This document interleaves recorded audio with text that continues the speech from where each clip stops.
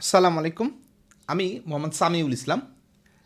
আজকে আপনাদেরকে possessive adjective ব্যবহারের একটা রুল শিখাবো। তো thing is that noun, ING যুক্ত ভার্ব এবং শরীরের অঙ্গ প্রত্যঙ্গের পূর্বে সবসময় কি বসে? পসেসিভ অ্যাডজেক্টিভ বসে। তো এইখানে আমি একটা এক্সাম্পল সেট করছি, দেখেন।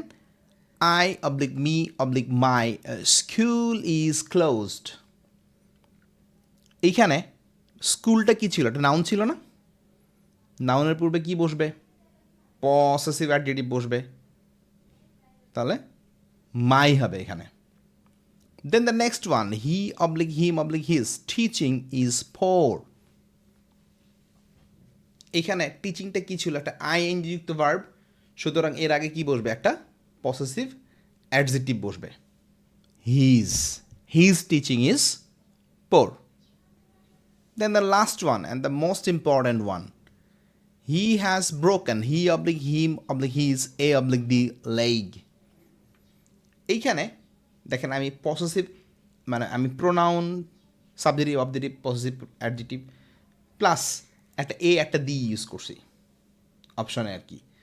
তো which one will be the answer? Leg. লেগটা কি? লেগ একটা শরীরের অঙ্গ প্রত্যঙ্গ, তাই না? তো বলছি শরীরের অঙ্গ প্রত্যঙ্গের পূর্বে পসেসিভ অ্যাডজেক্টিভ বসবে। তো normally his will be the answer. কিন্তু এখানে একটা হালকা কন্ট্রোভার্সি আছে। কি নিয়ে? এই যে এ নিয়ে আর দি নিয়ে।